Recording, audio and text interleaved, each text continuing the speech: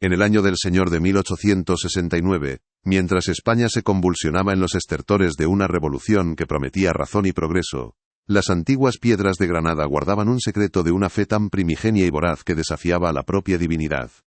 En las sinuosas y empinadas calles del Albaicín, donde el aroma a jazmín y a basura se entrelazaba en una danza centenaria, se alzaba el monasterio de los desamparados, hogar de una congregación conocida como los Hermanos del Cordero Silente. Para el mundo exterior, eran faros de piedad en un mar de miseria, hombres santos que habían abierto un orfanato para acoger a las almas más pequeñas y olvidadas de la ciudad. Pero tras los muros de piedra fría, bajo la sombra de un crucifijo que parecía mirar con ojos vacíos, se celebraba un sacramento que la historia se ha esforzado por olvidar, una comunión de carne y sangre que daría nombre a la leyenda más oscura de la ciudad, la Misa Roja. Un susurro de blasfemia que, una vez escuchado, se niega a volver al silencio del que fue arrancado. La historia que estás a punto de escuchar fue enterrada por décadas, y hay quien prefiere que continúe así. Inscríbete ahora. Si no lo haces, quedarás entre los que ignoraron el aviso cuando éste llamase a su puerta. Esta no es una simple crónica de un crimen, es la exhumación de una verdad que se alimenta del olvido, una verdad que demuestra cómo la devoción más absoluta puede engendrar la monstruosidad más inimaginable. Es el relato de cómo un grupo de hombres, en su búsqueda desesperada de la santidad, confundieron el altar con la mesa de un carnicero, y el cuerpo de Cristo con la carne inocente de los niños que habían jurado proteger. Seguiremos los pasos de un historiador que, sin saberlo, buscaba las raíces de su propio espanto, y descubriremos juntos que los peores monstruos son aquellos que creen firmemente estar sirviendo a un Dios misericordioso, incluso cuando sus manos están manchadas con la sangre de los puros. Todo comienza no con un grito, sino con el silencio opresivo de un archivo. El archivo del Arzobispado de Granada. Un laberinto de pasillos fríos donde el aire es denso y pesado, cargado con el polvo de siglos de secretos guardados bajo llave. El doctor Mateo Vargas, un hombre cuya vida transcurría entre el pergamino quebradizo y la tinta desvaída, no buscaba horrores, sino meras notas a pie de página para su estudio sobre las órdenes religiosas menores suprimidas durante el sexenio revolucionario. Era un trabajo metódico, casi ascético, un intento de imponer el orden de la cronología sobre el caos de la fe. Pasaba sus días descifrando caligrafías endiabladas, sintiendo el tacto fantasmal de los monjes y administradores que habían llenado aquellos folios. El olor del lugar era una mezcla de papel envejecido, cera de velas rancias, y la leve pero persistente fragancia del moho, como si las propias paredes estuvieran exhalando el aliento húmedo de las tumbas que se encontraban bajo la catedral. Fue en una de esas jornadas grises, con la luz polvorienta de la tarde, filtrándose a través de un ventanal gótico, cuando sus dedos tropezaron con una anomalía. Un legajo encuadernado en cuero oscuro, sin fecha ni catalogación visible, escondido torpemente entre registros de diezmos del siglo XVII. No tenía título, solo una única palabra grabada a fuego en la cubierta, con una caligrafía temblorosa y airada, asterisco, NEFANDUM asterisco, lo innombrable. Era una marca que Vargas conocía bien, el sello que la Iglesia utilizaba para condenar al olvido absoluto los actos que no solo eran pecado, sino que constituían una herida en el tejido mismo de la creación. La curiosidad académica, ese motor frío y persistente que lo había guiado durante toda su carrera, se transformó de inmediato en algo más visceral, una atracción magnética hacia la oscuridad que aquel simple objeto prometía. El cuero se sentía extrañamente frío al tacto, y por un instante a Vargas le pareció que el silencio del archivo se había hecho más profundo, expectante. Obtener el permiso para abrir aquel expediente fue una batalla silenciosa contra una burocracia eclesiástica diseñada para disuadir. El archivero, un anciano de ojos pequeños y acuosos, negó su existencia 3 veces, como un Pedro moderno temeroso de la verdad que custodiaba. Pero Vargas, armado con la tenacidad del académico y una serie de permisos oficiales que había tardado meses en conseguir, insistió. Cuando finalmente el legajo fue depositado sobre su mesa de roble, el golpe sordo de la encuadernación contra la madera resonó en la vasta sala como el cierre de la tapa de un ataúd. Al abrirlo, no fue recibido por un informe pulcro y ordenado, sino por un caos de documentos sueltos, algunos manchados de humedad, otros con los bordes roídos por el tiempo, o quizás por las ratas. Y en el centro de todo, un pequeño diario de tapas de piel parcialmente quemado, sus páginas onduladas por el fuego y el agua usada para apagarlo. El diario pertenecía a un tal Fray Arturo, un novicio de los hermanos del Cordero Silente. La caligrafía, al principio ordenada y piadosa, se descomponía a lo largo de las páginas en un garabato febril, casi ilegible. Las palabras se atropellaban, manchadas por lo que parecían ser borrones de tinta o quizás de lágrimas secas. Vargas tuvo que usar una lupa para descifrar frases que parecían delirios de un loco, fragmentos de una mente quebrada por el terror. Hablaba de la cosecha de los inocentes, una metáfora macabra que se repetía como una letanía. Describía el sacramento rojo, una ceremonia que pervertía la Eucaristía hasta convertirla en un festín abominable. Y la frase más escalofriante de todas, anotada en el margen de la última página legible: el padre Elías nos dijo que el Cordero de Dios debe ser servido en el altar, literalmente. Y nosotros, ciegos de fe, asentimos. El olor a humo que aún emanaba del pequeño libro era acre, como el de una herejía que se negaba a convertirse en cenizas. Esta no era una historia que se contara en los libros de historia, ni en las guías turísticas de Granada. Sin embargo, al salir del archivo y adentrarse en el laberinto del Albaicín, Vargas comenzó a escuchar sus ecos. La leyenda de los curas de la mala misa era un cuento de viejas, una historia susurrada para asustar a los niños y evitar que se acercaran a las ruinas del viejo monasterio en la colina. Hablaba de unos sacerdotes que, en una época de hambruna, se habían vuelto locos y habían cometido actos impíos, actos que nadie se atrevía a nombrar en voz alta. Era folclor, una de esas historias que se adhieren a los lugares antiguos como la hiedra a los muros. Pero ahora, con las palabras de Fray Arturo resonando en su mente, Vargas comprendió que el folclor no era una invención, sino un recuerdo distorsionado, una cicatriz en la memoria colectiva de la ciudad. Un horror tan profundo que solo podía sobrevivir disfrazado de cuento infantil. El monasterio de los desamparados, o lo que quedaba de él, se erigía en la cima de una colina olvidada, con vistas a la Alhambra como un espectador silencioso y decrépito.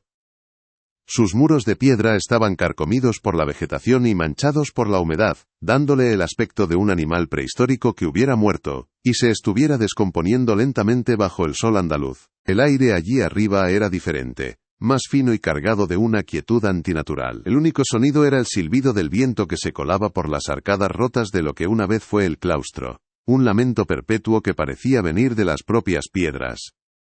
Al acercarse, Vargas percibió un olor extraño, no solo el aroma terroso del moho y las plantas en descomposición, sino algo más profundo, un rastro metálico y dulzón, como el de la sangre seca que se hubiera impregnado en la argamasa durante más de un siglo. Era el olor del matadero, un hedor sagrado y profano a la vez. Dentro de las ruinas, el silencio era aún más opresivo. La nave principal de la iglesia estaba abierta al cielo, y el suelo cubierto de escombros y malas hierbas. El altar mayor, o lo que quedaba de él, era un bloque de mármol agrietado, cubierto de líquenes y grafitis modernos.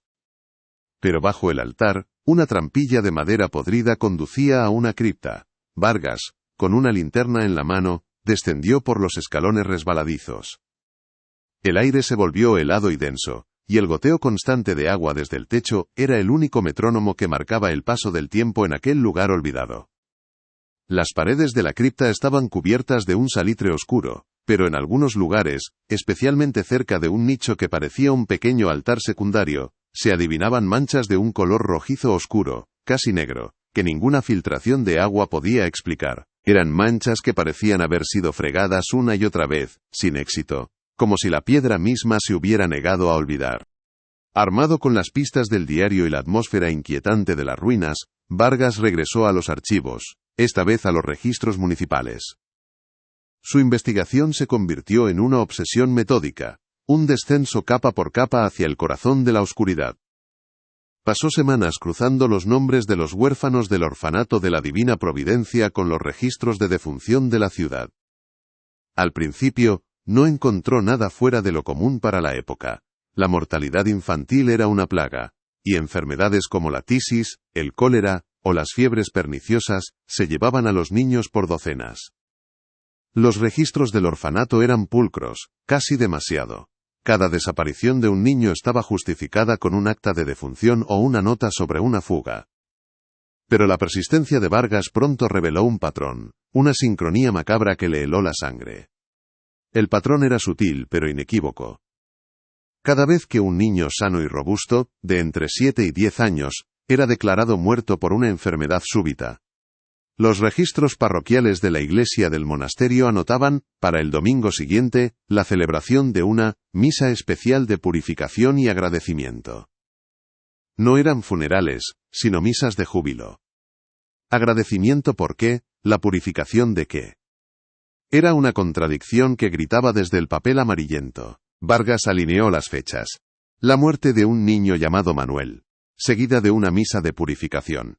La fuga de 2 hermanas, Lucía y Carmen, seguida de otra. La muerte por accidente de un pequeño llamado Pedro, y de nuevo, la misma celebración anómala. El orfanato no era un lugar de pérdidas, sino de ganancias espirituales, y el precio de esa ganancia comenzaba a dibujarse con una claridad aterradora en la mente del historiador. El punto de inflexión, el momento en que la investigación académica se convirtió en una herida personal, llegó cuando Vargas encontró un nombre que le resultaba familiar en los informes médicos que certificaban aquellas muertes. Dr. A. Morales. Antonio Morales, su propio tatarabuelo. El historiador sintió un vértigo, como si el suelo del archivo se hubiera abierto bajo sus pies, para revelarle una conexión de sangre con el horror que estaba desenterrando. Buscó en los archivos familiares y encontró lo que buscaba, los papeles privados de su antepasado.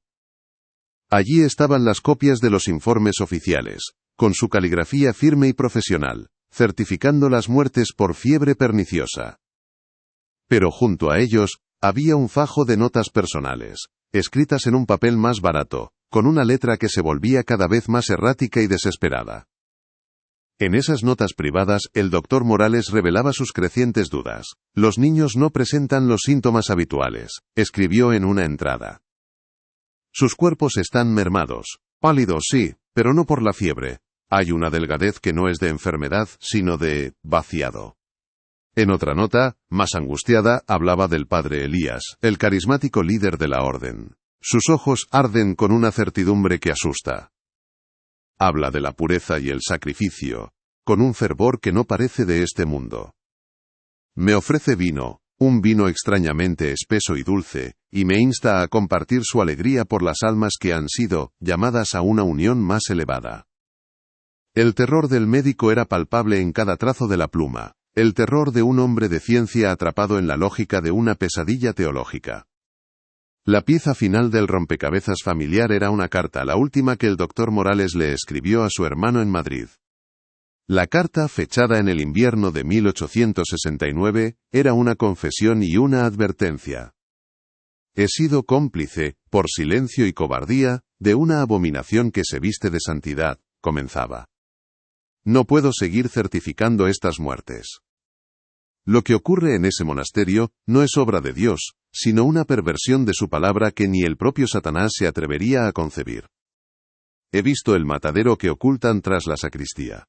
He olido el humo que sale de su cocina en las noches previas a sus misas especiales. No volveré a poner un pie en ese lugar maldito.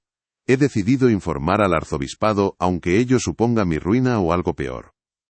Reza por mi alma, hermano, pues creo que ya está manchada para siempre. Tras esa carta, los registros mostraban que el doctor Antonio Morales había cerrado su consulta en Granada, y se había mudado abruptamente, sin dejar rastro.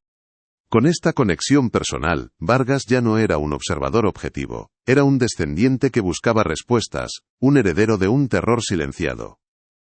Volvió su atención al padre Elías, la figura central de esta tragedia.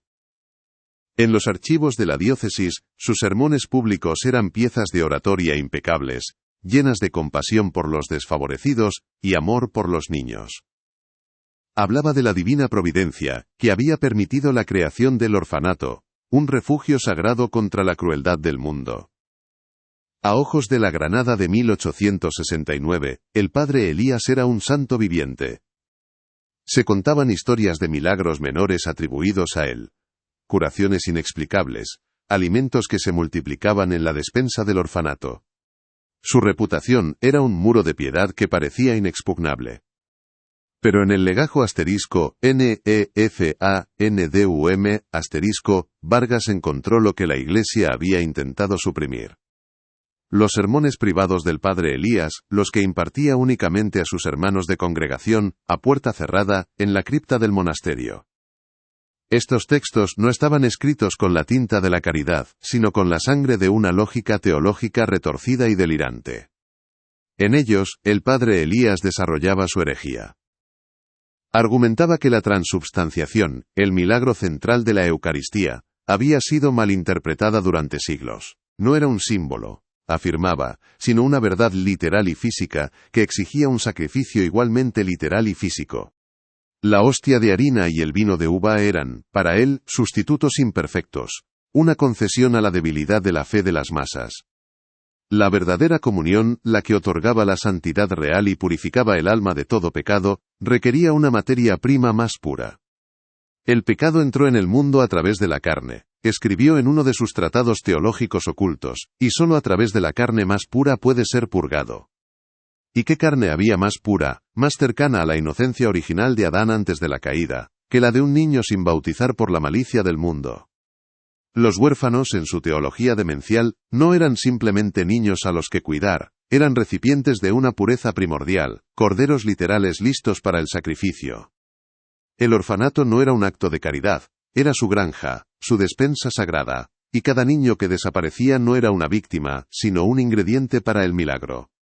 El horror de este descubrimiento no residía en la simple locura o en el canibalismo por hambre, como sugería la leyenda popular. Residía en la convicción absoluta, en la fe inquebrantable con la que estos hombres cometían sus atrocidades. No se veían a sí mismos como monstruos, sino como pioneros espirituales, santos que habían descubierto el camino más directo hacia Dios. Al consumir la carne de los inocentes en su sacramento rojo, creían que no solo se alimentaban físicamente, sino que absorbían la pureza de esas almas infantiles. Cada bocado era un acto de purificación. Cada sorbo del vino mezclado con sangre era un paso más hacia la deificación. Estaban construyendo el cielo en la tierra, y los cimientos de ese cielo eran los huesos de los niños que la sociedad había olvidado. Si esta revelación te ha helado la sangre, escribe alerta en los comentarios y deja tu like. No seas aquel que cierra los ojos, las señales existen mucho antes de que el peligro llegue. Lo que estás escuchando es la prueba de que la fe, cuando se corrompe, no conoce límites en su capacidad para justificar lo inhumano.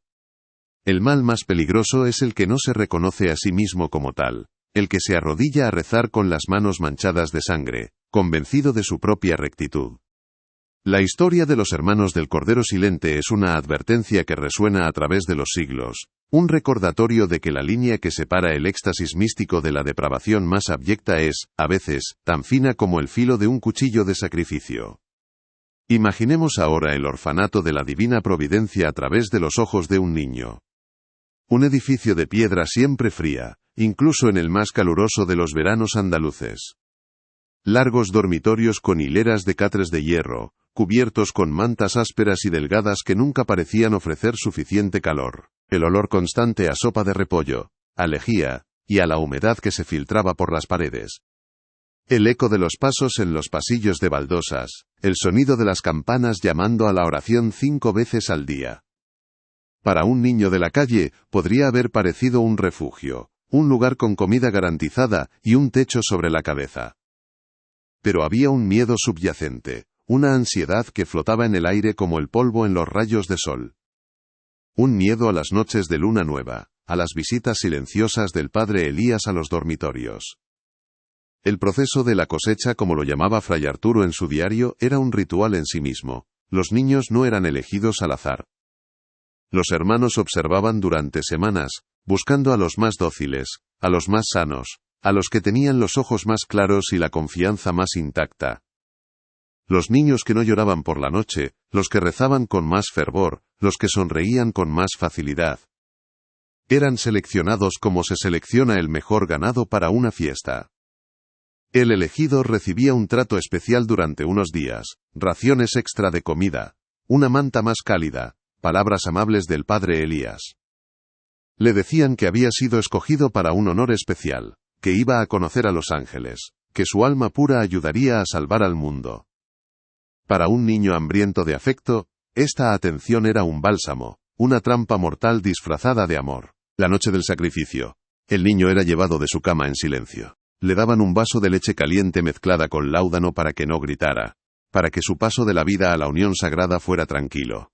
Fray Arturo describe en una entrada casi ilegible cómo vio a uno de los hermanos mayores, Fray Gonzalo, llevar en brazos a un pequeño llamado Mateo, que dormía plácidamente sobre su hombro. El niño sonreía en sueños mientras era transportado hacia la sacristía, hacia la puerta que conducía al matadero oculto. Fray Gonzalo le cantaba una nana, escribió Arturo. Le cantaba una nana mientras lo llevaba a la muerte. Y yo, cobarde, me escondí en las sombras y recé, no por el niño, sino por mi propia alma condenada. La misa roja se celebraba en la cripta, lejos de oídos y ojos profanos. El ritual era una perversión calculada de la liturgia católica. El latín de los cánticos era el mismo, pero las palabras se entonaban con una cadencia extraña, gutural, febril. El incienso que quemaban estaba mezclado con hierbas narcóticas que llenaban el espacio cerrado con un humo denso y dulzón, alterando los sentidos. El altar estaba cubierto con un paño de seda carmesí, y sobre él, en lugar de una patena de oro, había una bandeja de plata labrada. El cáliz era de obsidiana, negro y frío al tacto, y la hostia, el centro del sacramento, no era una oblea de pan ácimo, era algo irreconocible, preparado en la cocina del monasterio, cocinado con especies para enmascarar su origen, pero inconfundible para quienes participaban en el rito. Fray Arturo, en su delirio, no describe el acto del canibalismo de forma explícita. Su mente, en un acto de autoprotección, lo fragmenta en imágenes sensoriales de pesadilla. Habla de la textura equivocada en la lengua, del sabor metálico y dulce que se aferra al paladar, del color del vino en el cáliz demasiado oscuro, demasiado espeso.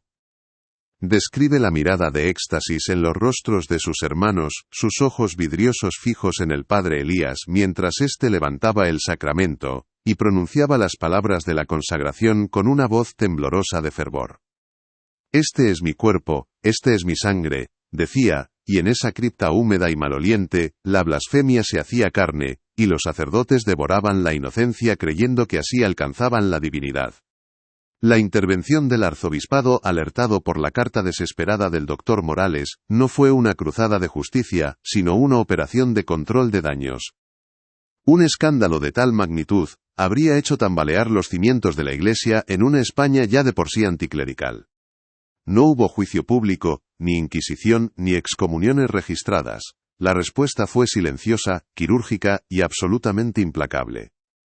Una noche, un pequeño contingente de la Guardia Civil, acompañado por 2 altos cargos de la diócesis, rodeó el monasterio. No entraron con estrépito, sino como sombras. Lo que ocurrió exactamente esa noche nunca fue documentado oficialmente. Los registros simplemente se detienen. La Orden de los Hermanos del Cordero Silente desaparece de todos los documentos eclesiásticos a partir de esa fecha. El padre Elías y sus seguidores se desvanecen. Vargas, investigando en archivos de misioneros, encontró pistas del destino de algunos de ellos. Fray Gonzalo, enviado a una misión de leprosos en Filipinas, donde murió de fiebres a los pocos meses. Otro, a una parroquia olvidada en las selvas de Guinea, de donde nunca regresó. Los más ancianos o los más implicados probablemente fueron encerrados en monasterios de clausura estricta, celdas de penitencia donde murieron sin volver a ver la luz del sol. Fueron borrados de la historia, sus nombres tachados de los libros, su herejía enterrada bajo el sello del secreto institucional. El orfanato fue clausurado de la noche a la mañana. Los niños supervivientes, aquellos que aún no habían sido cosechados, fueron dispersados por otras instituciones de la región. Se les dijo que sus cuidadores habían sido llamados a una misión urgente por el Papa. Se les ordenó olvidar. El monasterio fue abandonado, sus puertas cerradas con cadenas y su capilla desacralizada en una ceremonia secreta. La Iglesia, con la eficiencia de siglos de práctica en la gestión de sus propios pecados, cortó el miembro gangrenado, y se aseguró de que nadie supiera nunca de la existencia de la herida. La verdad no fue combatida, fue simplemente ocultada, sepultada bajo capas de silencio, burocracia y tiempo. Mateo Vargas, de pie en la cripta en ruinas, con todos los documentos y testimonios girando en su cabeza, pudo finalmente reconstruir la escena completa. El aire frío a su alrededor parecía vibrar con los ecos de aquella última misa roja. Podía casi ver al padre Elías, con los ojos encendidos de locura sagrada levantando el cáliz de obsidiana. Podía oír los cánticos febriles de los hermanos, perdidos en su éxtasis caníbal. Podía oler el incienso dulzón y el hedor metálico de la sangre. Y podía sentir la presencia de los niños, sus almas silenciosas atrapadas en aquellas piedras, testigos mudos de la perversión de la fe que se había cometido en su nombre. La historia ya no era un conjunto de hechos en un papel, era una presencia viva y doliente en aquel lugar. El caso estaba resuelto para el historiador, pero la mancha permanecía. Vargas comprendió que el horror no era solo el acto en sí, sino su perfecta y exitosa supresión. La leyenda local de «Los curas de la mala misa» no era una distorsión, sino el eco más preciso que la memoria popular había podido conservar. El mal no había sido castigado, solo había sido reubicado y silenciado. La fe de la ciudad, de alguna manera, se había reconstruido sobre los cimientos invisibles de los huesos de aquellos niños. Y su silencio colectivo, el silencio de la Iglesia y el de la comunidad que prefirió no hacer preguntas, seguía gritando desde las profundidades de la historia. Ahora, la tradición local del Albaicín adquiere un nuevo y desgarrador significado. La gente, especialmente las mujeres mayores, todavía deja pequeños trozos de pan en las grietas de los muros exteriores del monasterio en ruinas. Cuando se les pregunta por qué, se encogen de hombros y dicen que es una costumbre antigua, que sus abuelas ya lo hacían. Dicen que es para que las almas de los niños no tengan hambre. No saben la verdad literal que se esconde tras su gesto. No saben qué están. En el año del Señor de 1869, mientras España se convulsionaba en los estertores de una revolución que prometía razón y progreso, las antiguas piedras de Granada guardaban un secreto de una fe tan primigenia y voraz que desafiaba a la propia divinidad. En las sinuosas y empinadas calles del Albaicín, donde el aroma a jazmín y a basura se entrelazaba en una danza centenaria, se alzaba el monasterio de los desamparados, hogar de una congregación conocida como los Hermanos del Cordero Silente. Para el mundo exterior, eran faros de piedad en un mar de miseria, hombres santos que habían abierto un orfanato para acoger a las almas más pequeñas y olvidadas de la ciudad, un gesto de caridad que resonaba con fuerza en un tiempo de agitación política y pobreza endémica. Pero tras los muros de piedra fría, bajo la sombra de un crucifijo que parecía mirar con ojos vacíos y hambrientos, se celebraba un sacramento que la historia se ha esforzado por olvidar, una comunión de carne y sangre, que daría nombre a la leyenda más oscura de la ciudad, la Misa Roja. Era un susurro de blasfemia que, una vez escuchado, se niega a volver al silencio del que fue arrancado, un rumor que se aferraba a las paredes encaladas como la hiedra, esperando pacientemente a que alguien tuviera el coraje, o la insensatez, de tirar del hilo y desentrañar la monstruosa verdad que tejía. Los granadinos pasaban frente a sus puertas, persignándose, sin saber que el infierno no era un lugar subterráneo, sino una cripta a pocos metros de sus vidas cotidianas, donde la salvación se medía en el peso de la carne inocente. La historia que estás a punto de escuchar fue enterrada por décadas, y hay quien prefiere que continúe así. Inscríbete ahora. Si no lo haces, quedarás entre los que ignoraron el aviso cuando éste llamase a su puerta. Esta narración no es un simple ejercicio de crónica negra, ni un cuento gótico para entretener en las noches de invierno. Es la exhumación de una verdad que se alimenta del olvido, una verdad que demuestra con una claridad nauseabunda cómo la devoción más absoluta, cuando se despoja de la compasión, puede engendrar la monstruosidad más inimaginable y metódica. Es el relato de cómo un grupo de hombres, en su búsqueda desesperada de la santidad, confundieron el altar con la mesa de un carnicero, y el cuerpo de Cristo con la carne de los niños que habían jurado proteger. Seguiremos los pasos de un historiador que, sin saberlo, buscaba las raíces de su propio espanto, un hombre que creía en la lógica de los archivos, y que se vio forzado a confrontar la ilógica de una fe caníbal. Descubriremos juntos que los peores monstruos no son aquellos que se deleitan en el mal, sino aquellos que creen firmemente estar sirviendo a un Dios misericordioso, incluso cuando sus manos están manchadas con la sangre de los puros, y sus rezos se ahogan en el silencio de sus víctimas. Este es un viaje a las tinieblas de la fe, una autopsia de la piedad. Todo comienza no con un grito, sino con el silencio opresivo de un archivo. El archivo del Arzobispado de Granada, un laberinto de pasillos fríos donde el aire es denso y pesado, cargado con el polvo de siglos de secretos guardados bajo llave y la autoridad de la Iglesia. El doctor Mateo Vargas, un hombre cuya vida transcurría entre el pergamino quebradizo y la tinta desvaída, no buscaba horrores, sino meras notas a pie de página para su estudio sobre las órdenes religiosas menores suprimidas durante el sexenio revolucionario. Era un trabajo metódico, casi ascético, un intento de imponer el orden de la cronología sobre el caos de la fe y sus múltiples desviaciones. Pasaba sus días descifrando caligrafías endiabladas, sintiendo el tacto fantasmal de los monjes y administradores que habían llenado aquellos folios con sus vidas, sus cuentas y sus pecados menores. El olor del lugar era una mezcla de papel envejecido, cera de velas rancias y la leve pero persistente fragancia del moho, como si las propias paredes estuvieran exhalando el aliento húmedo de las tumbas que se encontraban bajo la cercana catedral. La luz que entraba por los altos ventanales góticos era siempre pálida, una luz que parecía haber sido filtrada por el tiempo mismo, iluminando las motas de polvo que danzaban en el aire como las almas perdidas de las historias que contenían aquellos legajos. Para Vargas, era un santuario de la razón, un lugar donde el pasado podía ser clasificado, comprendido y, en última instancia, controlado. Fue en una de esas jornadas grises, con la luz polvorienta de la tarde, filtrándose a través de un vitral que representaba el martirio de un santo, cuando sus dedos tropezaron con una anomalía.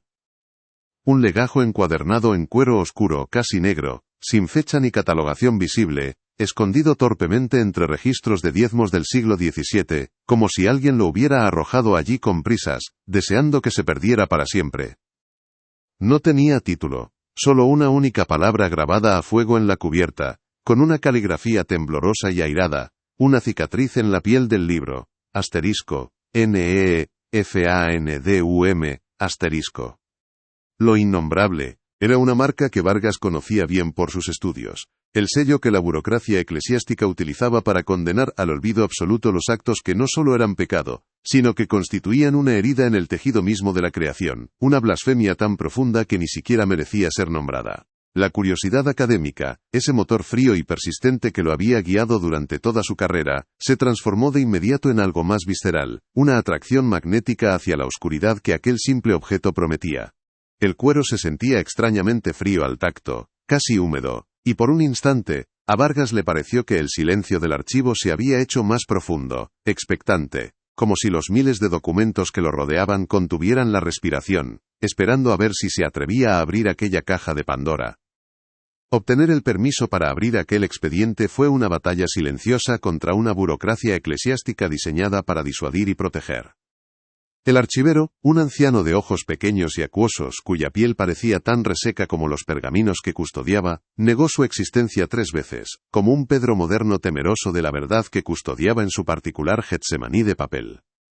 Alegó errores de catalogación, pérdidas durante la guerra civil, cualquier excusa para evitar que aquella mancha volviera a ver la luz. Pero Vargas, armado con la tenacidad del académico y una serie de permisos oficiales que había tardado meses en conseguir, insistió con una calma que desarmó al anciano. Cuando finalmente el legajo fue depositado sobre su mesa de roble macizo, el golpe sordo de la encuadernación contra la madera resonó en la vasta sala como el cierre de la tapa de un ataúd. Al abrirlo, no fue recibido por un informe pulcro y ordenado, sino por un caos de documentos sueltos, un nido de papeles desordenados, algunos manchados de humedad con formas que parecían rostros llorando, otros con los bordes roídos por el tiempo o quizás por las ratas. Y en el centro de todo, como el corazón oscuro de aquel cuerpo de secretos, un pequeño diario de tapas de piel, parcialmente quemado, sus páginas onduladas y endurecidas por el fuego y el agua usada para apagarlo, un testimonio que había sobrevivido a su propio intento de aniquilación. El diario pertenecía a un tal Fray Arturo, un novicio de los Hermanos del Cordero Silente. La caligrafía, al principio ordenada y piadosa, un ejemplo de la disciplina monástica, se descomponía a lo largo de las páginas en un garabato febril, casi ilegible, como el sismógrafo de una mente que se fractura.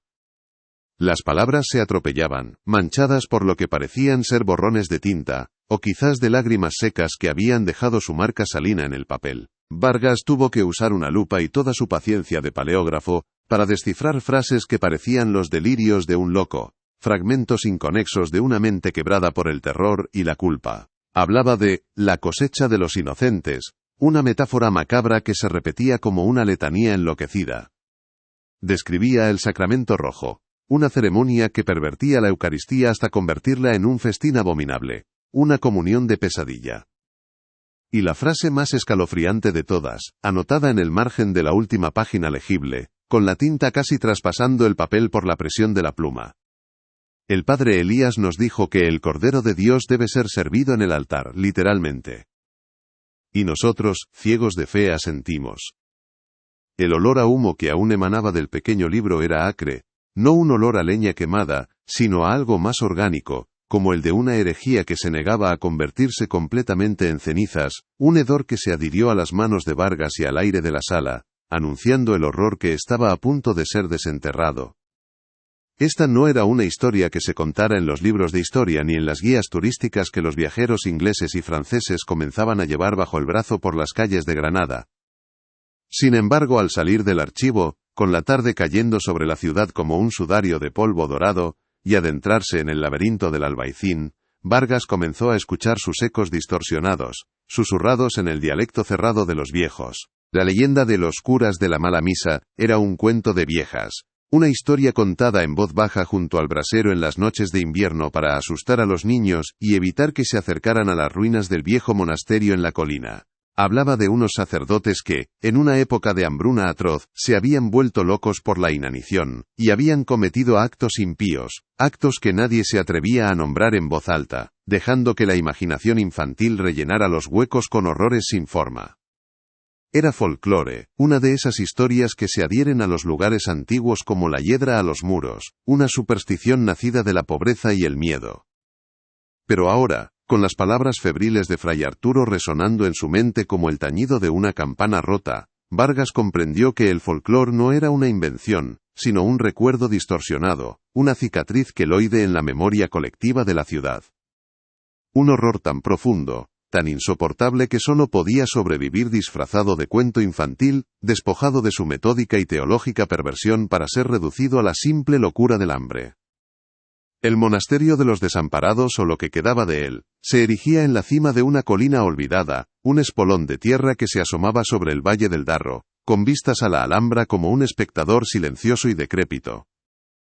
El camino para llegar era una senda de cabras, apenas visible entre chumberas y matorrales secos que arañaban los tobillos. Sus muros de piedra, de un color ocre manchado por la humedad de incontables inviernos, estaban carcomidos por la vegetación y marcados por la erosión, dándole el aspecto de un animal prehistórico que hubiera muerto y se estuviera descomponiendo lentamente bajo el sol implacable de Andalucía.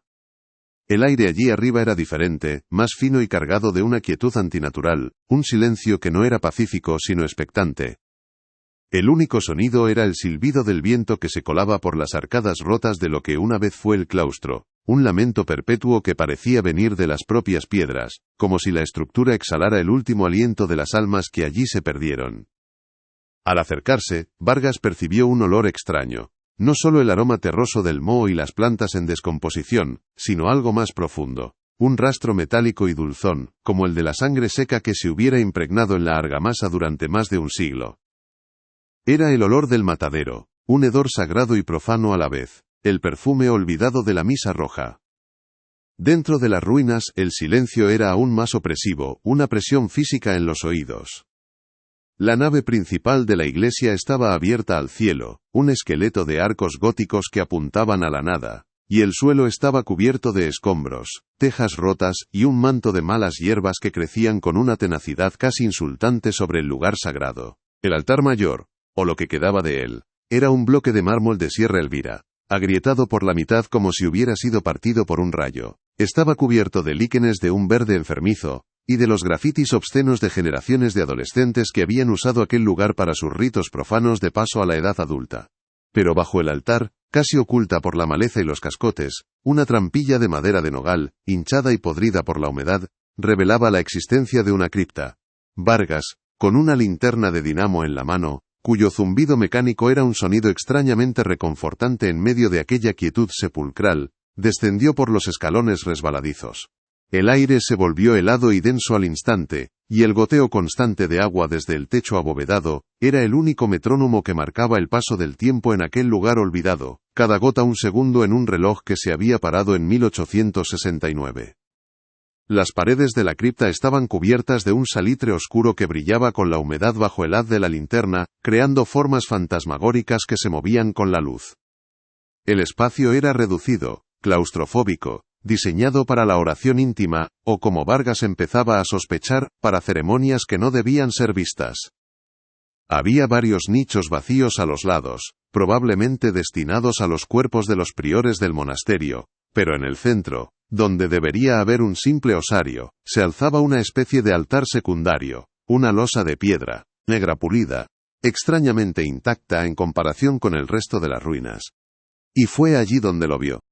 Las paredes cercanas a ese altar estaban cubiertas de manchas de un color rojizo oscuro, casi negro, que ninguna filtración de agua o crecimiento de moho podía explicar.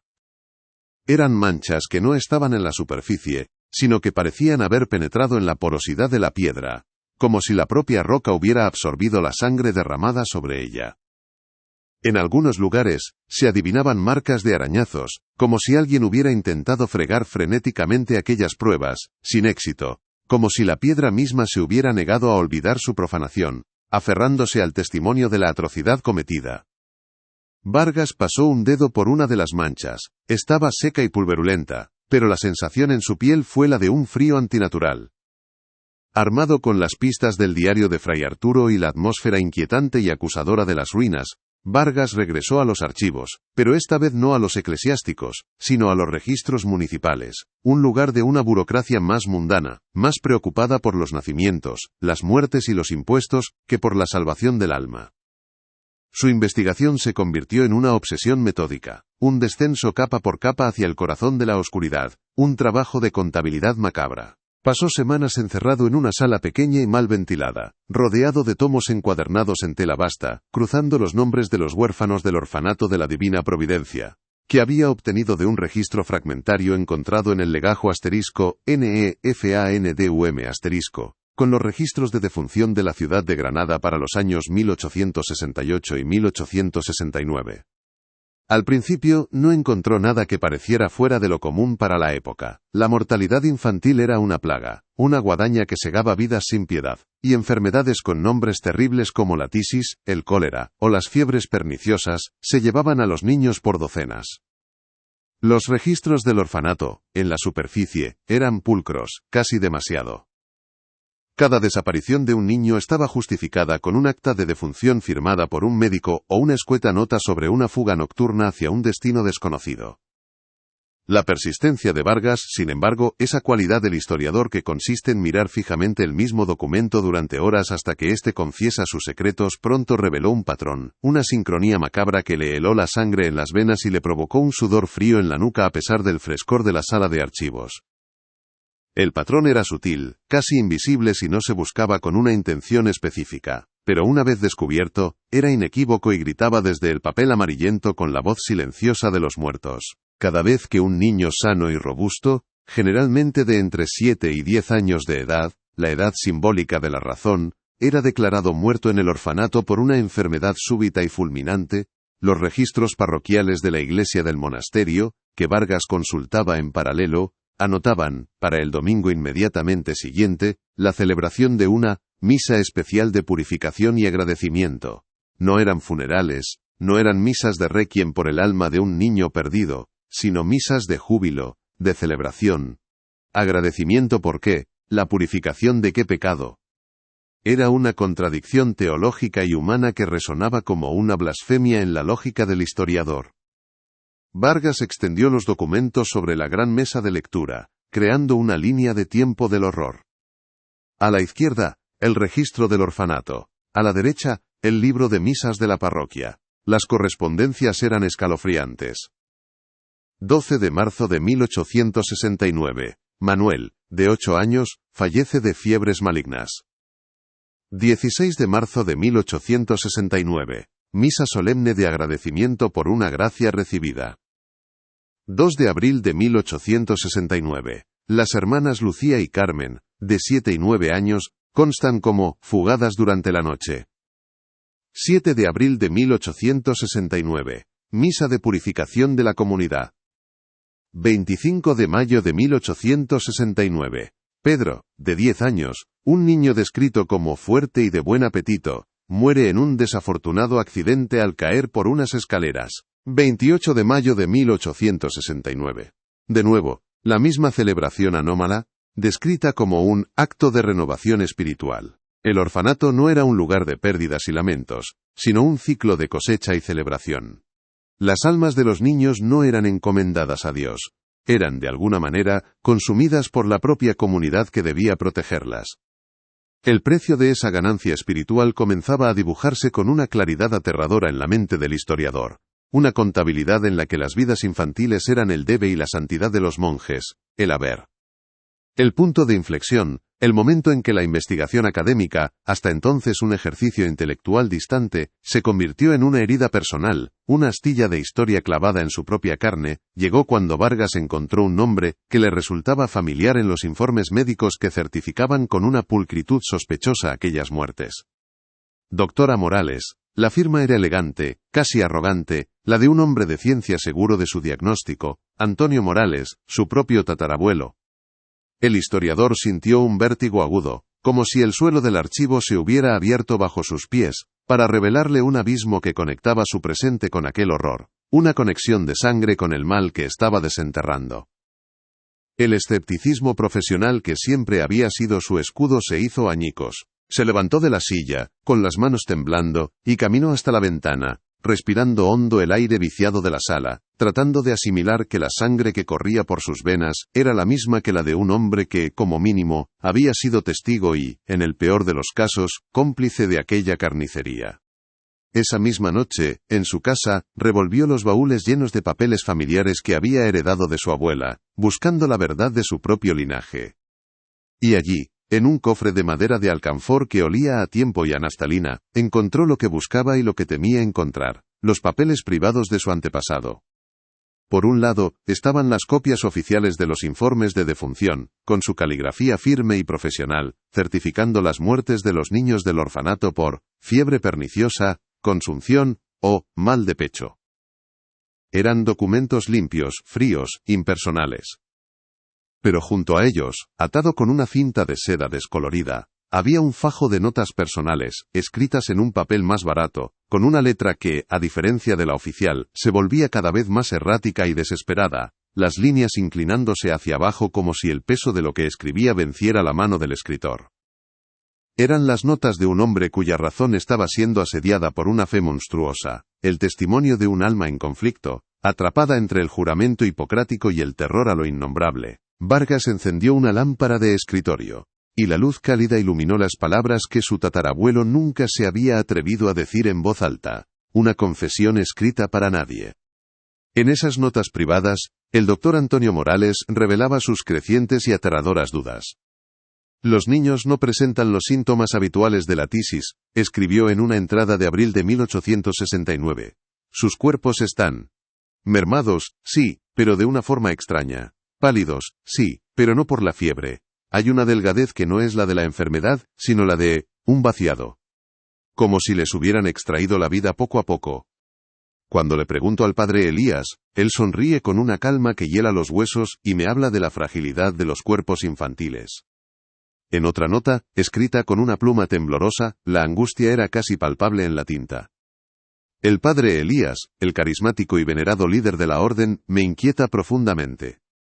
Sus ojos arden con una certidumbre que asusta, una fe que parece haber consumido su humanidad. Habla de la pureza y el sacrificio con un fervor que no parece de este mundo. Después de certificar la última muerte, me ofreció vino en la sacristía, un vino extrañamente espeso y de un dulzor casi cárnico, y me instó a compartir su alegría por el alma del pequeño, que, según él, había sido llamada a una unión más elevada con el Creador. El terror del médico era palpable en cada trazo de la pluma. El terror de un hombre de ciencia atrapado en la lógica de una pesadilla teológica. Un universo donde la medicina no tenía respuestas, y la fe ofrecía un horror incomprensible. La pieza final del rompecabezas familiar, la prueba definitiva de la complicidad y el posterior arrepentimiento de su antepasado, era una carta. La última que el doctor Morales le escribió a su hermano en Madrid, fechada en el crudo invierno de 1869. La carta, con el papel manchado por la humedad de más de un siglo, era una confesión y una advertencia desesperada. Querido hermano, comenzaba, te escribo con el alma en vilo, pues he sido cómplice, por silencio y cobardía, de una abominación que se viste de santidad en esta ciudad ciega. No puedo seguir certificando estas muertes. Lo que ocurre en ese monasterio que todos alaban, no es obra de Dios, sino una perversión de su palabra que ni el propio Satanás en su soberbia se atrevería a concebir. He visto el matadero que ocultan tras la sacristía, un lugar que limpian con esmero pero que no puede ocultar su propósito. He olido el humo que sale de su cocina en las noches previas a sus misas especiales, un humo dulzón y nauseabundo que no es de pan ni de guiso. No volveré a poner un pie en ese lugar maldito. He decidido informar de mis sospechas al arzobispado, aunque ello suponga mi ruina profesional o algo peor. Reza por mi alma, hermano, pues creo que ya está manchada para siempre por lo que he visto y callado. Tras esa carta, los registros municipales mostraban que el doctor Antonio Morales había cerrado su consulta en Granada de la noche a la mañana y se había mudado abruptamente a Cuba, al otro lado del mundo, huyendo no se sabe si de la justicia de los hombres o del juicio de Dios. Con esta conexión personal, visceral y hereditaria, Mateo Vargas ya no era un observador objetivo. No era un historiador que estudiaba un caso curioso de heterodoxia religiosa. Era un descendiente que buscaba respuestas, un heredero de un terror silenciado que, de alguna manera, corría por sus propias venas. El horror tenía ahora un rostro familiar, el de su tatarabuelo, un hombre atrapado entre la ciencia y la superstición, entre el deber y el miedo. La investigación se transformó en una expiación, un intento de dar voz a las víctimas que su propio antepasado, por cobardía, había ayudado a silenciar. Volvió su atención al padre Elías, la figura central, el sol negro alrededor del cual giraba toda esta tragedia. En los archivos de la diócesis, sus sermones públicos eran piezas de oratoria impecables, llenas de compasión por los desfavorecidos y de un amor casi paternal por los niños.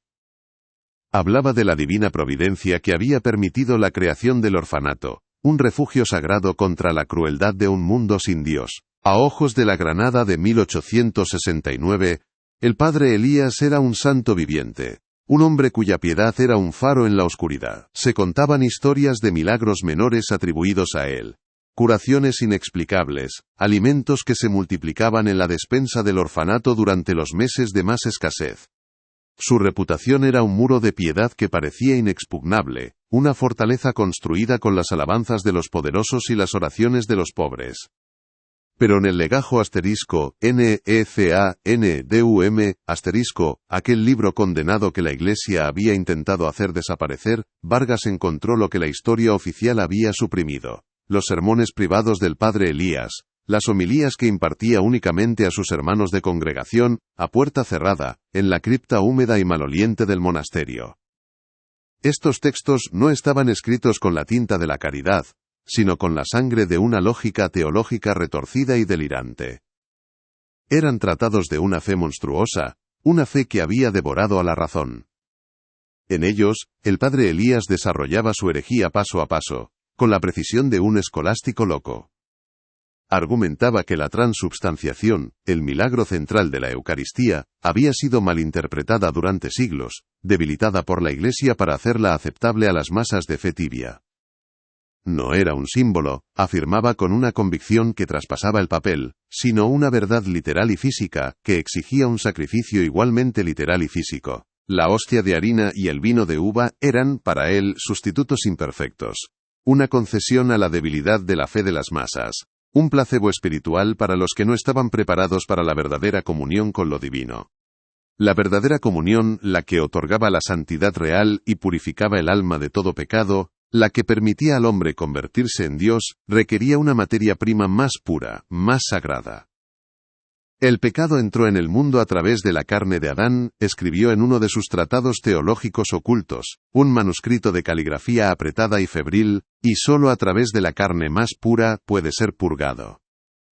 ¿Y qué carne había más pura, más cercana a la inocencia original del hombre antes de la caída, que la de un niño? Un niño que aún no había sido bautizado por la malicia del mundo, cuya alma era un lienzo en blanco.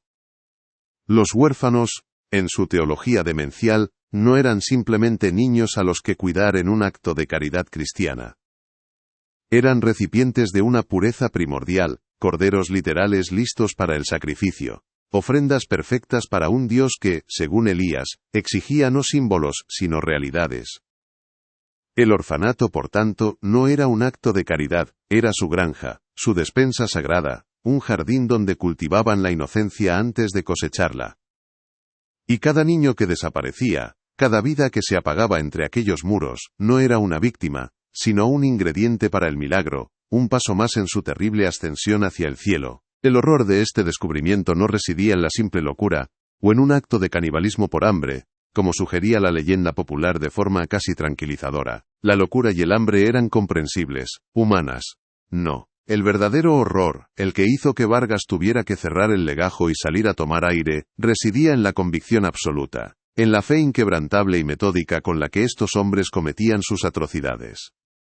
No se veían a sí mismos como monstruos, sino como pioneros espirituales, como santos que habían descubierto el camino más directo y verdadero hacia Dios, una verdad que la Iglesia cobarde había ocultado durante siglos. Al consumir la carne de los inocentes en su sacramento rojo, creían que no solo se alimentaban físicamente, sino que absorbían la pureza de esas almas infantiles en un acto de comunión mística. Cada bocado era un acto de purificación, cada sorbo del vino mezclado con sangre era un paso más hacia la deificación. Estaban construyendo el cielo en la tierra, y los cimientos de ese cielo eran los huesos de los niños que la sociedad había olvidado, los pequeños desamparados cuyo silencio se convirtió en la argamasa de su catedral de carne.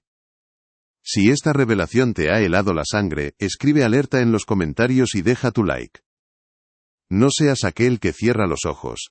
Las señales existen mucho antes de que el peligro llegue. Lo que estás escuchando es la prueba de que la fe, cuando se corrompe, cuando se divorcia de la empatía y se enamora de su propia lógica interna, no conoce límites en su capacidad para justificar lo inhumano. El mal más peligroso no es el que se reconoce a sí mismo como tal, el que disfruta de su propia maldad, sino el que se arrodilla a rezar con las manos manchadas de sangre, convencido de su propia rectitud, y de estar cumpliendo una voluntad superior. La historia de los hermanos del Cordero Silente es una advertencia que resuena a través de los siglos, un recordatorio de que la línea que separa el éxtasis místico de la depravación más abyecta es, a veces, tan fina como el filo de un cuchillo de sacrificio, y que los monstruos más terribles son aquellos que creen ser santos. Continúa con nosotros en este descenso a las tinieblas, si te atreves.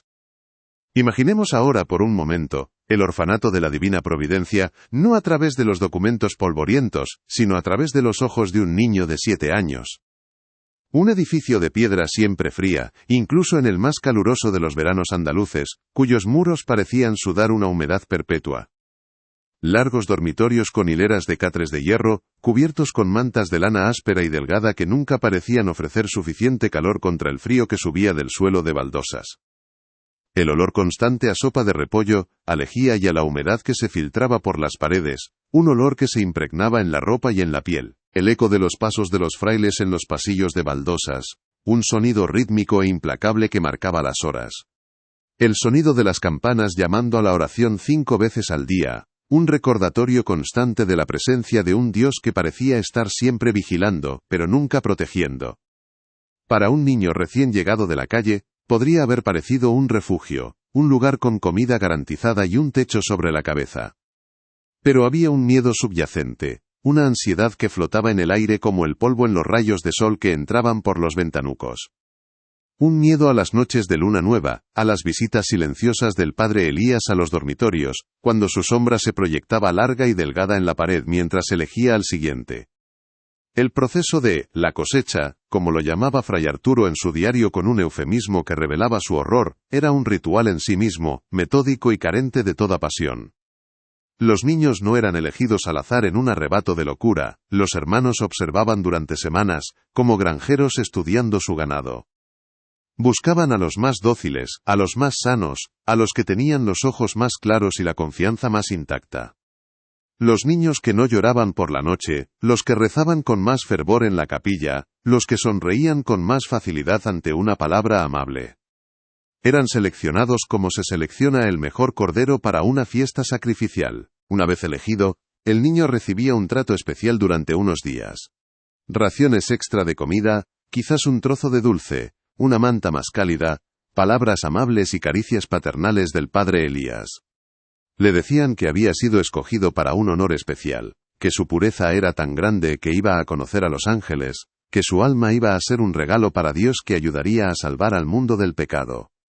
Para un niño hambriento de afecto, huérfano y solo en el mundo, esta atención era un bálsamo, una felicidad inesperada, una trampa mortal disfrazada de amor paterno y divino.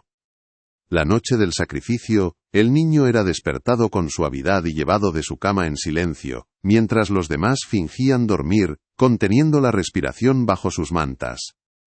Le daban un vaso de leche caliente mezclada con láudano, una poción para asegurar que no gritara, para que su paso de la vida a la unión sagrada fuera tranquilo y sereno, sin la indecorosa lucha por la supervivencia. Fray Arturo describe en una entrada casi ilegible por los temblores de su mano, cómo vio a uno de los hermanos mayores, Fray Gonzalo, un hombretón de manos como palas, llevar en brazos a un pequeño llamado Mateo, que dormía plácidamente sobre su hombro, con la cabeza apoyada en la dura tela del hábito. El niño sonreía en sueños, quizás soñando con los ángeles que le habían prometido, mientras era transportado hacia la sacristía, hacia la puerta oculta tras un tapiz que conducía al matadero. Fray Gonzalo le cantaba una nana en voz baja. Escribió Arturo con la tinta manchada por una gota de agua, o una lágrima. Le cantaba una nana, mientras lo llevaba a la muerte. Y yo, cobarde, me escondí en las sombras del claustro y recé. No por el alma del niño, sino por mi propia alma, que sabía ya condenada al fuego eterno. La misa roja se celebraba en la cripta, lejos de oídos y ojos profanos, en el vientre de piedra del monasterio. El ritual era una perversión calculada y minuciosa de la liturgia católica. Una misa negra celebrada, no para adorar a Satanás, sino para forzar la mano de Dios. El latín de los cánticos era el mismo, pero las palabras se entonaban con una cadencia extraña, gutural, febril, como el zumbido de un enjambre de insectos. El incienso que quemaban en un pesado incensario de bronce, estaba mezclado con hierbas narcóticas, posiblemente beleño o estramonio, que llenaban el espacio cerrado con un humo denso y dulzón, alterando los sentidos y provocando un estado de éxtasis visionario en los participantes. El altar de piedra negra estaba cubierto con un paño de seda carmesí, y sobre él, en lugar de una patena de oro, había una bandeja de plata labrada, grande y cóncava. El cáliz no era de metal precioso, sino de obsidiana pulida, negro y frío al tacto, un objeto que parecía absorber la poca luz de las velas. Y la hostia, el centro del sacramento, el cuerpo de Cristo, no era una oblea de pan ácimo, era algo preparado en la cocina del monasterio, cocinado con especias exóticas, clavo, canela, nuez moscada, para enmascarar su origen, pero inconfundible para quienes participaban en el rito. Fray Arturo, en el delirio febril de sus últimas semanas de vida, no describe el acto del canibalismo de forma explícita. Su mente, en un último acto de autoprotección, lo fragmenta en imágenes sensoriales de pesadilla, en fogonazos de horror que se niegan a formar una imagen coherente. Habla de la textura equivocada en la lengua, una suavidad que no correspondía al pan. Menciona el sabor metálico y dulce que se aferra al paladar durante días, un sabor que ningún vino podía lavar. Describe el color del vino en el cáliz de obsidiana, demasiado oscuro, demasiado espeso, casi opaco. Pero lo que más recuerda y lo que más le atormenta, es la mirada de éxtasis en los rostros de sus hermanos, sus ojos vidriosos y dilatados fijos en el padre Elías, mientras éste levantaba el sacramento, con manos temblorosas de fervor, y pronunciaba las palabras de la consagración, con una voz quebrada por la emoción. Asterisco, hoc est enim corpus meum, asterisco, porque este es mi cuerpo.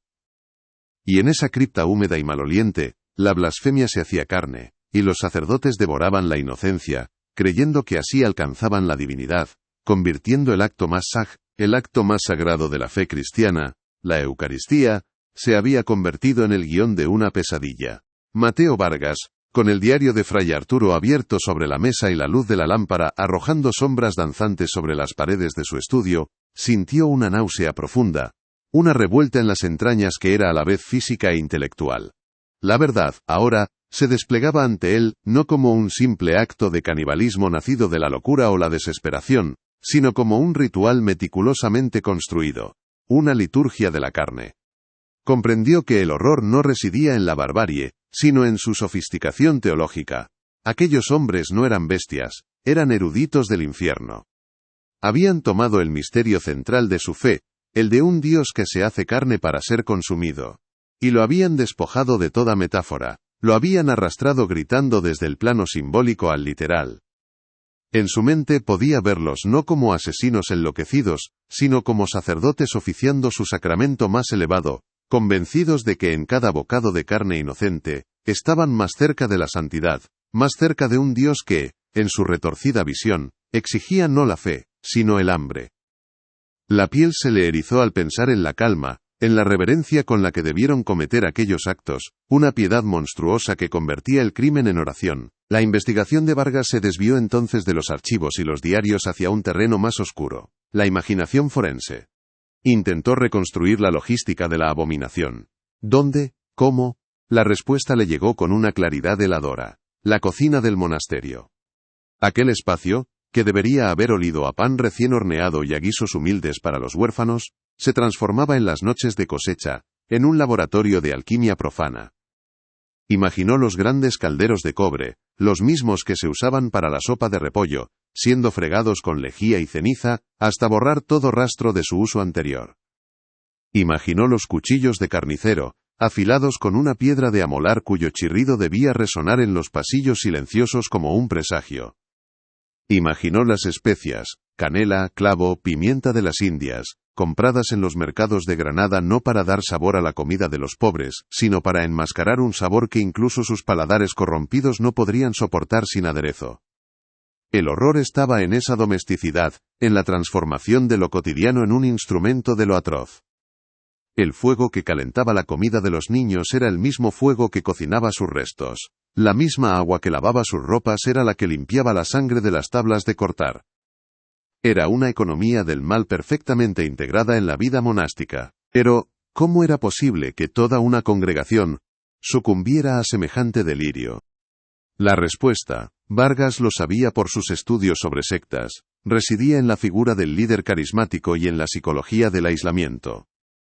El padre Elías no había impuesto su herejía de la noche a la mañana. Había sido un proceso gradual, una lenta seducción hacia el abismo. Primero, habría sembrado la duda sobre la Iglesia oficial, presentándola como una institución tibia y burocrática que había perdido el contacto con el verdadero fervor místico.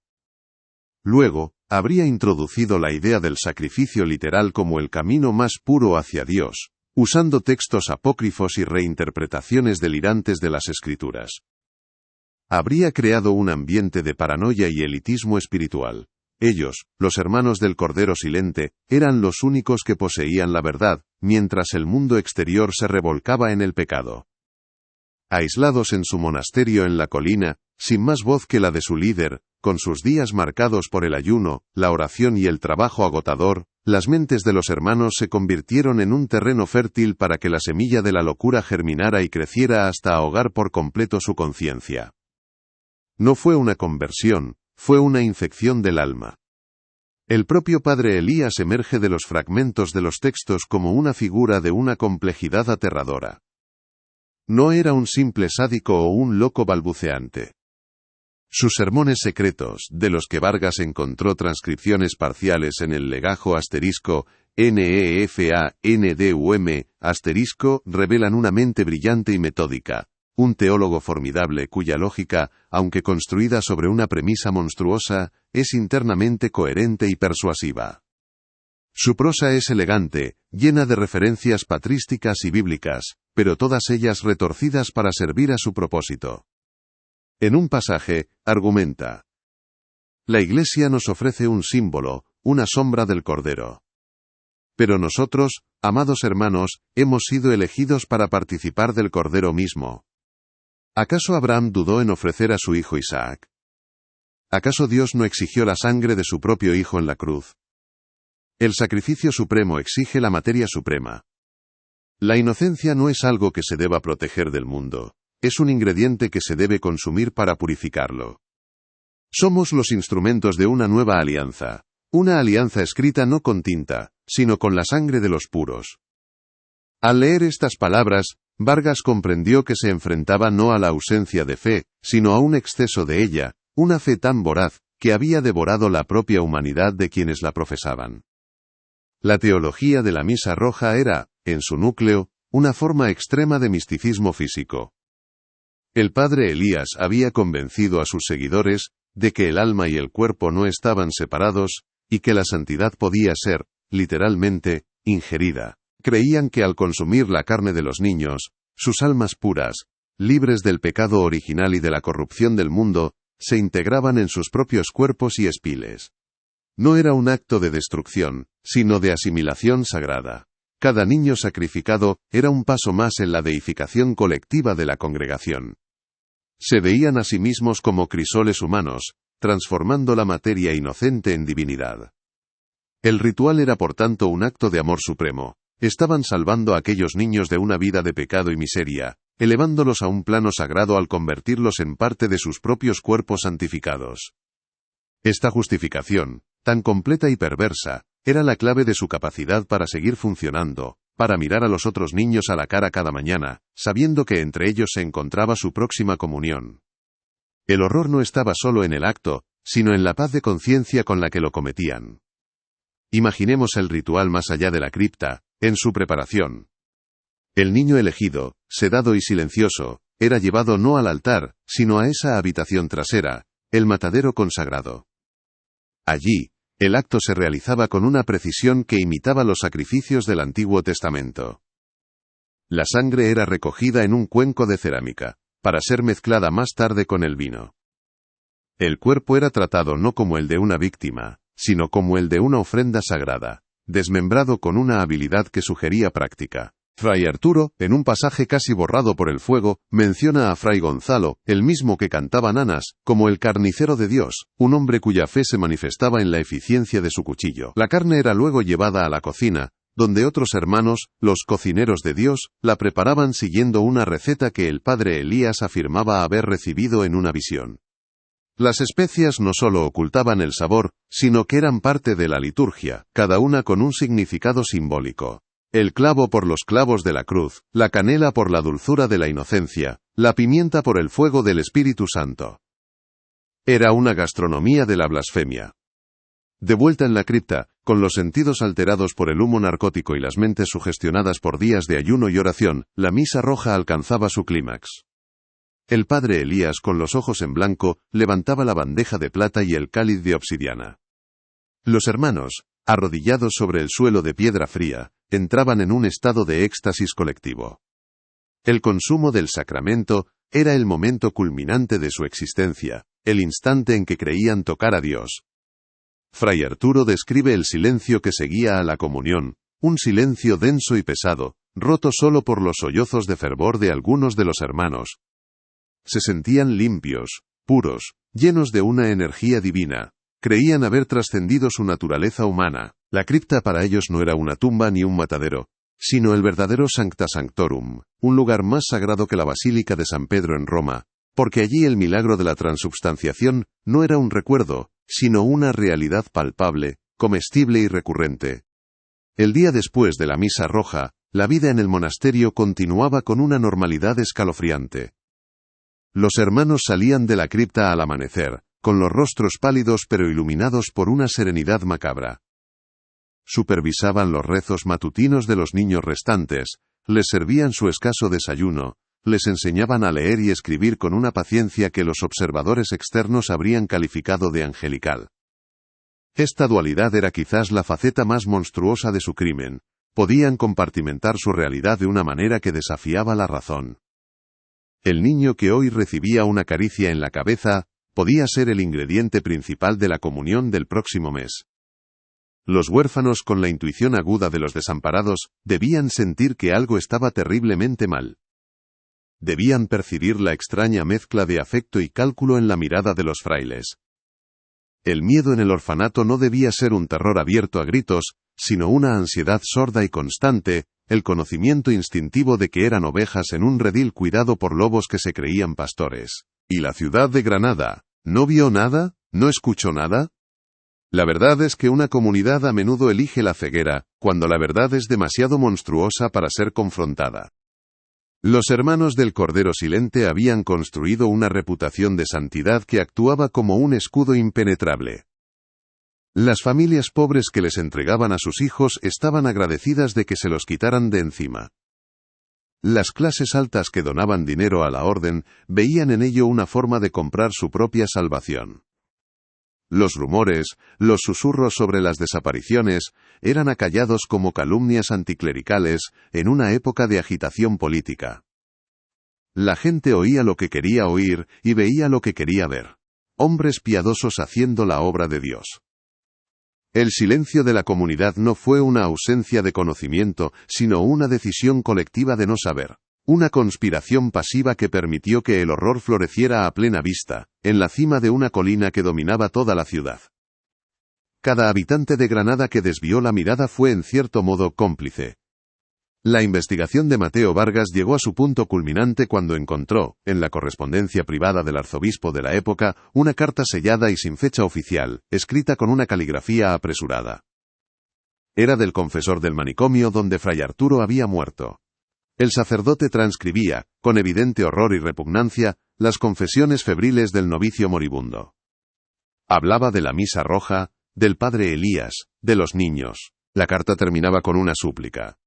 Su Excelencia, si una décima parte de esto es verdad, no nos enfrentamos a una simple herejía, sino a una abominación que clama al cielo. Le imploro que actúe antes de que más almas inocentes sean cosechadas.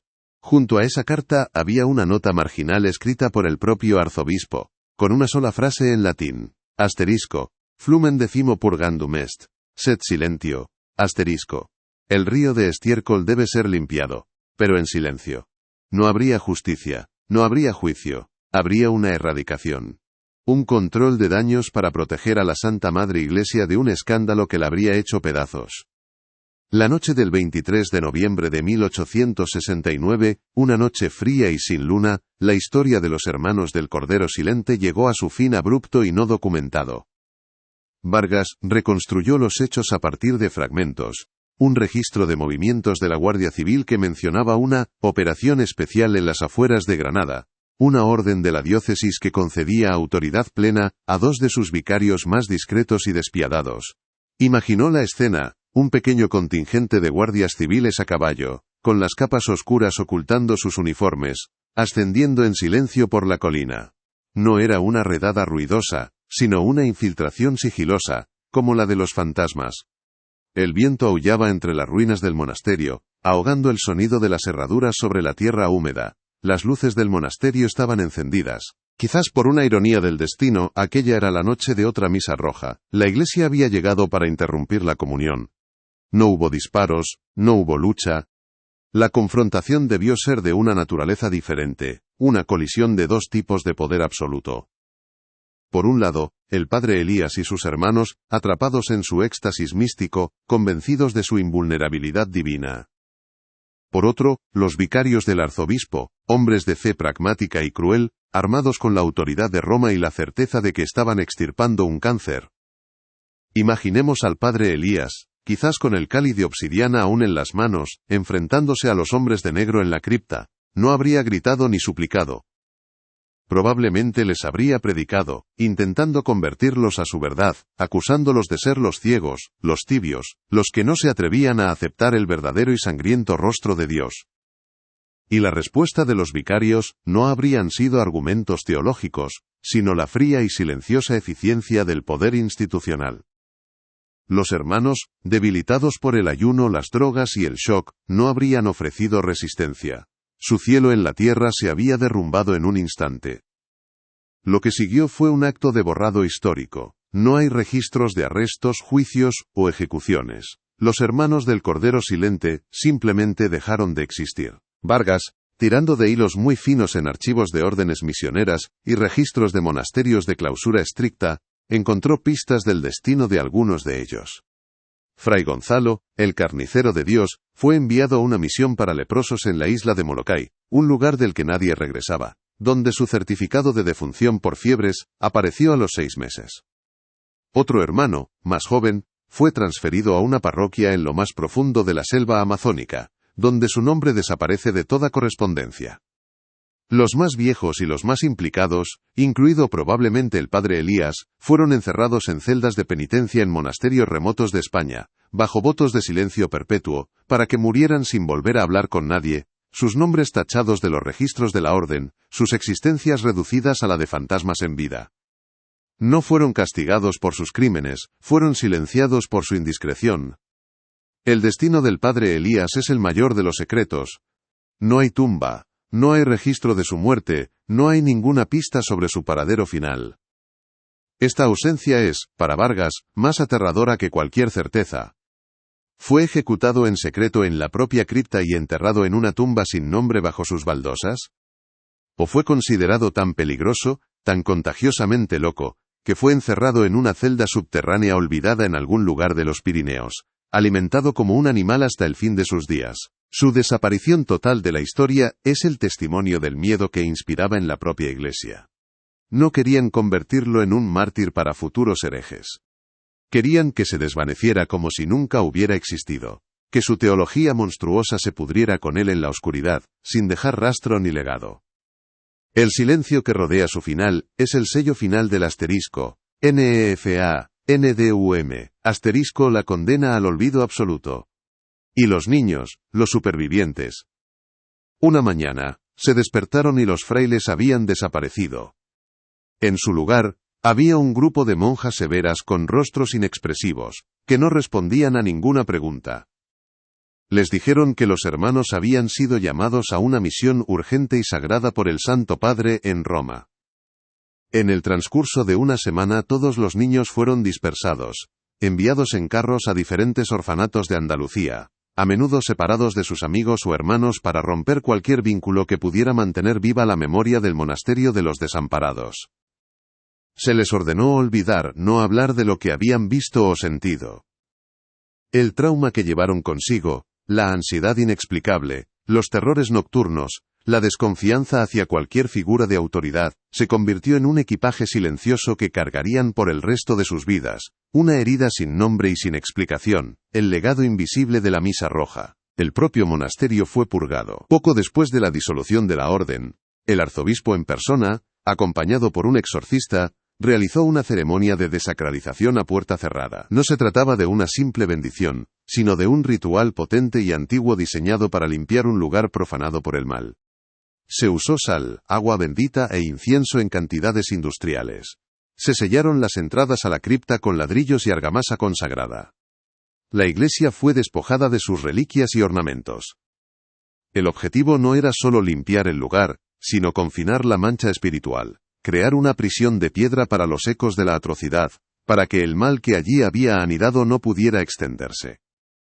La iglesia abandonó el edificio a la ruina y al tiempo, esperando que la naturaleza hiciera el trabajo final de borrar la cicatriz del paisaje. Mateo Vargas, sentado en su estudio con todos los documentos extendidos a su alrededor, sintió el peso de la verdad que había desenterrado. Y en el centro de todo, la figura de su tatarabuelo, el doctor Antonio Morales.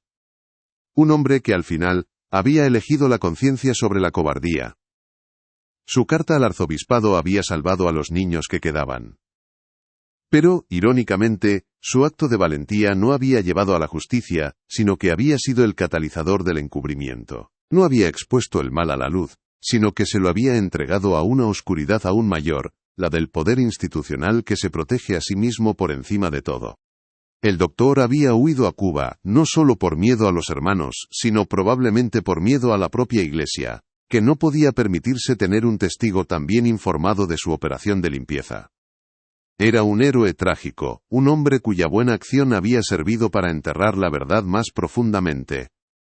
Esa misma noche, impulsado por una necesidad que no podía explicar, Vargas condujo de nuevo hasta la colina del Albaicín. Dejó el coche al pie del sendero y subió a pie, bajo un cielo estrellado de una claridad casi violenta. Las ruinas del monasterio se recortaban contra las estrellas, un esqueleto negro y silencioso. Ya no era un historiador visitando un yacimiento arqueológico. Era un peregrino en un santuario del horror, un descendiente que volvía al lugar del pecado original de su familia. El aire era frío y olía a tomillo y a polvo. Pero bajo esos olores, o quizás solo en su imaginación, seguía percibiendo aquel otro olor. El rastro metálico y dulzón. El hedor de la fe pervertida. El silencio ya no era expectante sino acusador. Las piedras no callaban, gritaban la historia que él ahora conocía. Se detuvo frente a la fachada en ruinas de la iglesia. Las puertas hacía tiempo que habían desaparecido, y la entrada era un bostezo oscuro que invitaba a entrar en las entrañas del monstruo. Levantó la vista hacia el campanario sin campanas, donde solo anidaban las lechuzas. En su mente, podía oír la superposición de dos sonidos. Durante el día, el coro de las voces infantiles de los huérfanos cantando himnos en la capilla. Sus voces agudas y puras elevándose hacia el cielo. Y por la noche, el otro coro, el que subía de las profundidades de la tierra, los cánticos guturales y febriles de los hermanos en la cripta, una música infernal, que era la banda sonora de su salvación caníbal. El monasterio había sido un lugar de una dualidad perfecta, un infierno que se había disfrazado de paraíso con una eficacia aterradora. Con el haz de su linterna cortando la oscuridad descendió de nuevo a la cripta. La entrada que había encontrado bajo el altar no era la original. Esta había sido sellada. Pero el tiempo y los buscadores de tesoros habían abierto una nueva brecha en el muro. El aire era aún más frío y denso que durante el día, un frío que parecía emanar de la propia piedra. Ahora, con el conocimiento completo de lo que había ocurrido allí, el espacio se sentía diferente. No era solo una ruina húmeda, era una sala de sacrificios, un comedor profano. El altar de piedra negra parecía absorber la luz de su linterna, un agujero negro en el centro de la habitación. Pasó la mano por su superficie lisa y fría, y casi pudo sentir la vibración de los cánticos, el eco del fervor y del terror. Aquel no era un lugar muerto. Estaba preñado de memoria. Allí, de pie en el epicentro del horror, Vargas reconstruyó en su mente la escena final. La última misa roja, interrumpida.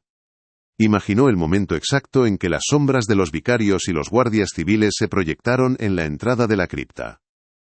La expresión en los rostros de los hermanos pasando del éxtasis místico a la confusión, y luego al terror animal al comprender que su conexión privada con Dios había sido violada por el mundo de los hombres. Vio al padre Elías, con la boca manchada de vino y sangre, enfrentándose a los intrusos, su certeza divina chocando contra el muro de la autoridad terrenal de la Iglesia. Fue el colapso de su universo teológico, el momento en que su fe monstruosa fue aplastada no por la verdad o la bondad, sino por una jerarquía más poderosa y pragmática. Su Dios no vino a salvarlos. Al salir de la cripta y volver a mirar las luces de granada que parpadeaban en el valle, Mateo Vargas comprendió la verdad más profunda y perturbadora de la misa roja. El horror no era solo el canibalismo, ni la herejía, ni la locura de un grupo de hombres. El verdadero horror era el poder de una institución para cometer un mal aún mayor en nombre del bien, el mal del silencio. La Iglesia no había castigado el pecado, lo había ocultado, no había salvado a las víctimas, había borrado su memoria. Había cortado la rama podrida no para sanar el árbol, sino para que la enfermedad no se viera desde fuera. La leyenda local de los curas de la mala misa no era una distorsión, sino el grito ahogado de una verdad que se había negado a morir por completo. Un fantasma que se había aferrado a la memoria popular porque la historia oficial le había negado una tumba. Vargas comenzó el descenso de la colina mientras las primeras luces del alba teñían de gris el cielo oriental. La investigación había terminado. Tenía la historia completa, desde la primera semilla de locura en la mente del padre Elías hasta el último acto de encubrimiento burocrático. Pero no sentía la satisfacción del erudito que ha resuelto un enigma. Sentía un vacío inmenso, el peso de un conocimiento que no traía consigo ninguna catarsis, ninguna justicia. El mal no había sido vencido, simplemente había sido archivado bajo el sello de asterisco, NEFA-NDUM asterisco. Y el silencio que ahora envolvía la colina, el silencio que se había cernido sobre aquella historia durante más de un siglo, le pareció a Mateo Vargas mucho más aterrador y ensordecedor que cualquier grito de los niños sacrificados. Era el silencio del poder, el silencio que permite que los monstruos, a veces, ganen. La luz del alba, cuando finalmente rompió sobre las cumbres de Sierra Nevada, no trajo consigo el alivio de la claridad, sino una nueva clase de oscuridad, más profunda y desoladora. Mientras Mateo Vargas descendía de la colina, dejando atrás el esqueleto del monasterio de los desamparados, sentía un vacío gélido en el lugar donde antes había estado su fe en la razón y el orden de la historia. El caso estaba resuelto, sí, las piezas del macabro rompecabezas encajaban con una precisión nauseabunda, pero no había catarsis, no había triunfo de la verdad sobre la mentira. La verdad no había sido liberada, simplemente había sido exhumada de una tumba para ser contemplada en toda su podredumbre, antes de volver a ser enterrada en los anales de lo inconfesable. Comprendió que el crimen de los hermanos del Cordero Silente, en toda su monstruosidad teológica, palidecía ante el segundo crimen, el cometido por la propia Iglesia, el crimen del silencio. Un asesinato de la memoria, más frío, más metódico, y en última instancia, más duradero que el asesinato de la carne. La institución no había buscado justicia para los niños, había buscado la cuarentena para su propia reputación, extirpando el cáncer en la oscuridad para que la enfermedad nunca manchara la santidad de la fachada. Y sin embargo la verdad se negó a morir del todo. Se aferró a la vida como la maleza a las piedras de la ruina, transformándose en un eco, en un gesto, en un susurro en la memoria del alma de la ciudad. Vargas pensó en aquella extraña y conmovedora tradición que había observado en las gentes del Albaicín, especialmente en las mujeres más ancianas, cuyas manos arrugadas como mapas antiguos, seguían realizando un rito cuyo origen habían olvidado: dejar pequeños trozos de pan en las grietas de los muros exteriores del monasterio. Cuando les preguntaba, se encogían de hombros, sus ojos oscuros velados por el tiempo, y respondían con la simpleza de lo ancestral: es para que las almas de los niños no tengan hambre. No sabían cuán literalmente ciertos eran sus temores. No sabían que su gesto, un acto de piedad inconsciente, era la única misa de requiem que aquellas almas habían recibido jamás. Era la memoria popular, más tenaz y compasiva que cualquier archivo sellado, manteniendo viva una vela en la oscuridad, alimentando a los fantasmas que la historia oficial se había esforzado tanto en matar de inanición. El folclore no era una distorsión, era el único epitafio posible para un crimen que no tenía tumba. Para Mateo Vargas el archivo ya nunca volvería a ser un refugio de certezas. Las hileras de legajos, antes fuentes de conocimiento objetivo, ahora le parecían hileras de ataúdes de papel, cada uno con sus propios secretos insepultos. La investigación lo había marcado de una forma indeleble, como si el polvo de aquellos documentos malditos se le hubiera metido bajo la piel. El sueño se convirtió en un territorio hostil, poblado por visiones de criptas húmedas y los rostros pálidos de niños con ojos demasiado viejos.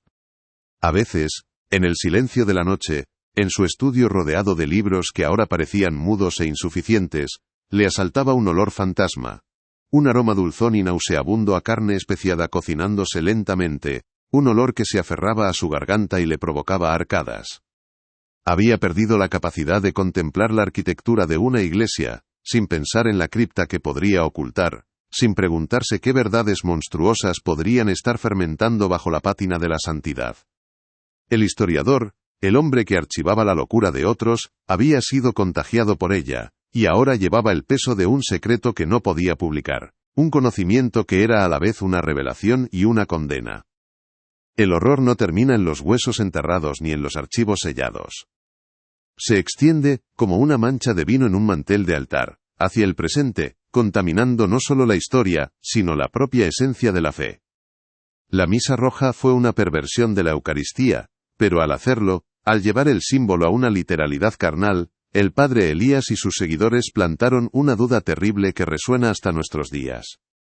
Si la transubstanciación es el misterio central, el momento en que el pan y el vino se convierten en el cuerpo y la sangre de Cristo, ¿qué ocurre cuando la materia prima de ese sacramento es profanada de una forma tan absoluta? La pregunta que atormentaba a Vargas en sus noches de insomnio, la pregunta que ahora pende sobre esta historia como una hostia suspendida en el aire, es la más inquietante de todas.